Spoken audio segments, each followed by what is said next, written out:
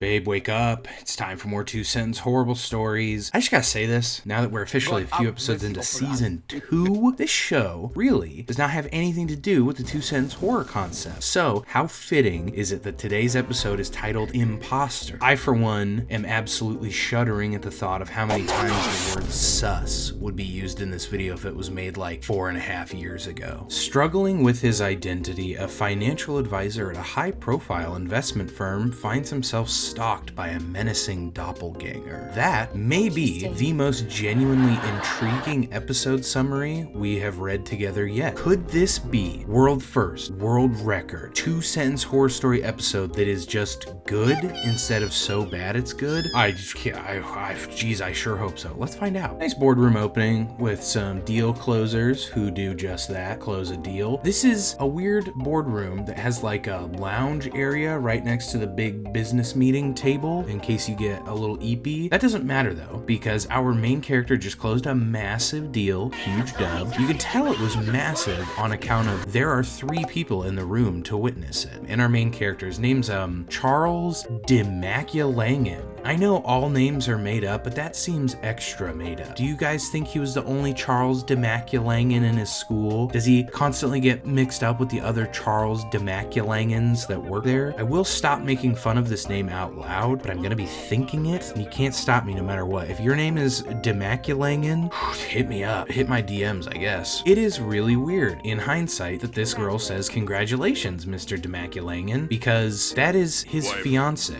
This girl is not just a coworker, they are engaged to be wed. First of all, don't date or marry coworkers. I know it's tempting, don't do it. Second of all, if my fiance called me that, even at work, I would turn into the sulking Mickey Mouse meme. Call me by a pet name or give me death. What is the point of dating and marrying someone just to be called by your normal human name? Ugh. Then, in typical fashion for this show, they have a confusing argument about racism that comes out of nowhere. That genuinely is like a staple of this show at this point. Let me just break down how stupid this dialogue is. Our main character, Charles, says that hopefully after he accepts his award tonight, the executives, the board, won't see him as just some random Asian. Then the other guy, which is actually his future brother-in-law, says, "Come on, dude, they don't see you as just some random Asian," which causes the future Mrs. DeMaculangan to get offended and say, "What's wrong with seeing him as Asian?" Imagine your boy is reassuring you that your race doesn't matter and your peers, not your peers, give me a break, I have lip piercings, I'm allowed to have a list, but your peers see you as an equal, and then your weird white knight girlfriend storms in getting pissed off. I wouldn't even know how to react. "Hey bro, I just want you to know, your race does not matter at all. You're a valuable part of the team, and we all really appreciate your contributions." Excuse me? His race matters a lot. Go back to ally school, lady. You need a refresher course in how to operate. Whoa, hot sister alert. Charles' sister wants him to wear a cool medallion to appease his mother, but he says it's ugly. Charles, you don't know about because that medallion is cool. He's all like, "Oh no, if I wear this unique statement piece, I'll be laughed out of the room." Shut up, you idiot nerd. The drip never stops. It's especially funny to me because I roll up to meetings with high-profile clients, executives, whatever, with like lip piercings, a bunch of jewelry, hand tattoos, and I wear a cowboy hat. I literally wear a cowboy hat all the time at work. It's a part of my uniform. I made it that way. I love wearing the cowboy hat. Why would I care if somebody can't handle the vibes? It's called swag, Charles. Look it up on your BlackBerry or whatever phone wannabe business guys use. Damn, the mom has dementia. Props to you for that choice, CW. I'm now much more sympathetic to this main character because dementia, probably the scariest thing that exists in real life. And on top of the dementia, it seems like whenever his mother worsens, when she has an episode or a flare-up, she only forgets Charles and never his sister. She even slaps Charles. Rewatching this part of the episode made me legitimately feel bad, which I'm both impressed by by and pissed off because of. How dare this network make me feel anything? I hate doing that. Uh-oh, Spaghetti-O. Charles broke the medallion and spooky sounds play. So you know, ooh, that was not a good thing to do. Not even just a spooky sound, actually. A bunch of like red vapor smoke comes out. A double uh-oh. I think Charles may have made an oopsie. He vanishes from a childhood photo too. Oh my God. I think this may be a case of the ultra rare triple oopsie happening. Charles, you are so f***ed, dude. There's a whole reveal with a Charles doppelganger standing behind his car. Yeah, it's scary or whatever, but I'm more focused on Charles' poor choice in cars.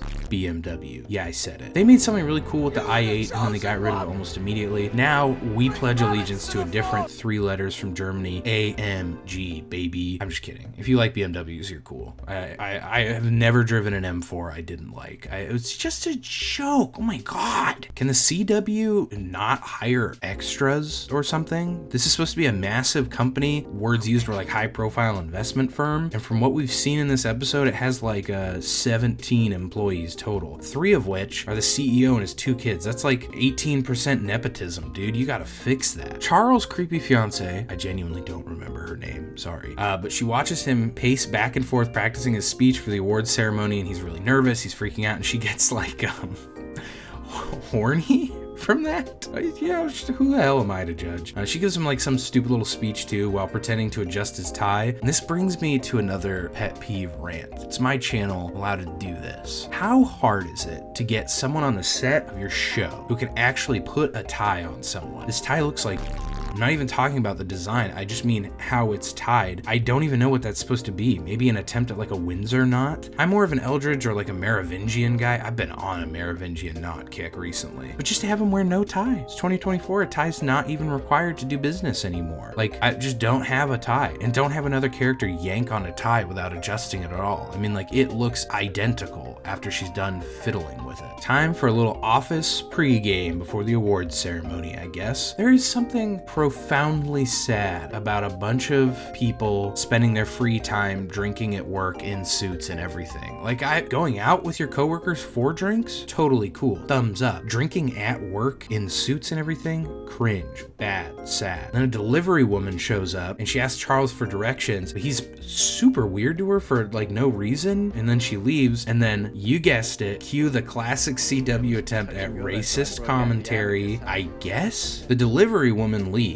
and everyone is confused why, even though none of them ordered anything at all. No one ordered anything here. And then the son of the boss, who knows that nothing was ordered, assumes somebody messed up her tip, but no one paid her because no one ordered anything. Then the boss himself comes over and says, between 2 Asians we couldn't get the math right. There's only one Asian guy here. In fact, it was a big talking point earlier. He's the only Asian person at the company. But what? That doesn't make any sense. What do you mean there was a problem with a tip and getting the math wrong? You literally didn't order anything or give her any money. Like, you were right there for the whole interaction. You saw no money was given to her. What the f are you guys even talking about? Charles, being the soylent cuckold that he is, offers to go get some alcohol from his car. I guess he's got like a primo bottle stashed in his car. And if watching Suits has taught me anything, it's that every good office has like 4 bars worth of alcohol, so I'm not sure what one more bottle would even accomplish. But while he's down at his car grabbing his car alcohol, dude, who am I to judge? If you want a roadie sody, I'm God's drunkest driver or whatever. You know what sucks though about driving drunk? They need to invent a car that doesn't whisper to you when you're driving it while drinking. All the car alarms go off after he grabs his bottle from the trunk, and instead of Charles just leaving, that makes him just spin in circles looking around. He's like, what's going on? A bad call, bro, because your doppelganger was actually the cause of this whole thing. He even has a blade. He's mastered the way of the blade. And you dropped the bottle too, you fuck up. Now this whole journey was pointless. World's best security guard shows up. Every car alarm in the parking garage went off. Charles had a whole screaming confrontation with himself, and then this dude rolls in. Plus, Charles says he was attacked, and the dude just stands there. He doesn't say anything. He doesn't do anything. He just does. He's like a statue. I can't see anyone in the parking garage, so you must be a liar, liar, plants for hire. Not like there are dozens of cars and several pillars he could be hiding behind. This man is a disgrace to security. A real American hero.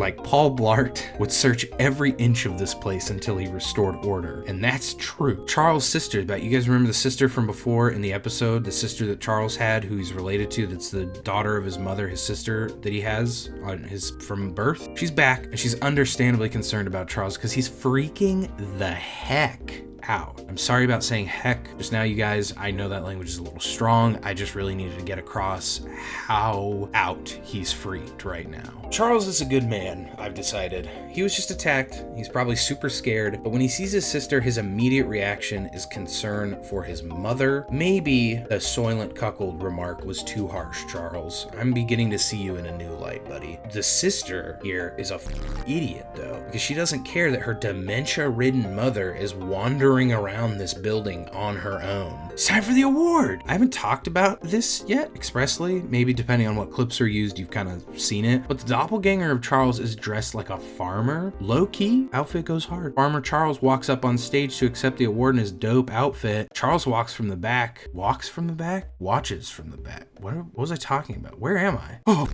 I have dementia. Nah, but Charles watches from the back of the room, probably just jealous of the drip, and he doesn't do anything. He literally just stands there watching. Everyone in the room starts laughing because haters simply cannot fathom the style choices this man is making, and they mock what they cannot achieve. Then, after kind of a little violent outburst, everyone scatters and C1 chases C2. Then we get another sad scene with the mom and her dementia, and she once again doesn't recognize her own son, but instead she recognizes the fake version of him. Now, are you ready for the stupid part? The really, really, really, really stupid part? You must have known it was coming, given the track record of this show. And if you're like me and you look upon life with a hopeful eye, you've probably been thinking, wait, is this episode like a cool representation of imposter syndrome mixed with cultural shame and its negative effects? No. You see, I was thinking that maybe the doppelganger wasn't actually real, but that was just how Charles has been perceiving himself, thinking, I don't fit in with my peers, and I'm just some country farmer boy who can never fully assimilate with this life that I've chosen. Nuh-uh, idiot. The doppelganger is both real and really pointless. We know it's real because Charles stabs the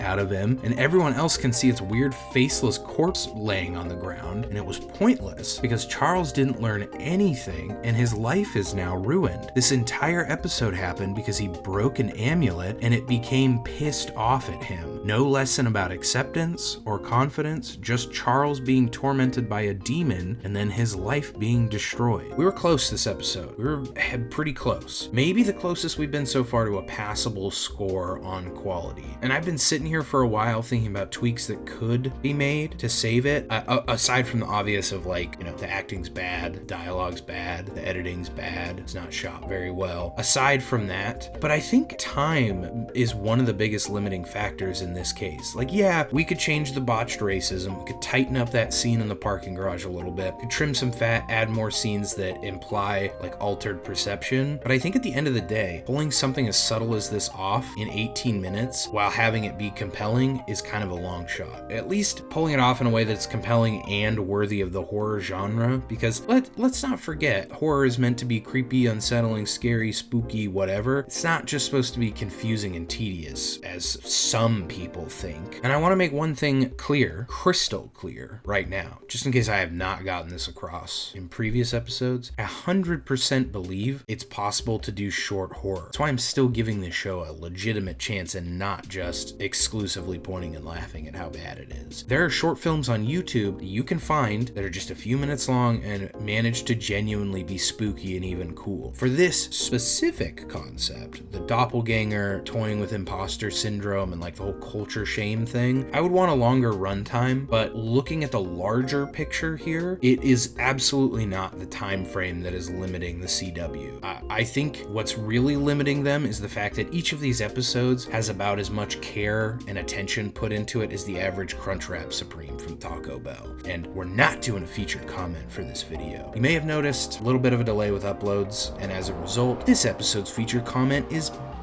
me. Join that Discord and you can ask me important questions like, would I eat a worm for $6? Maybe. Thank you all for watching, and I'll be back before you know it. See ya.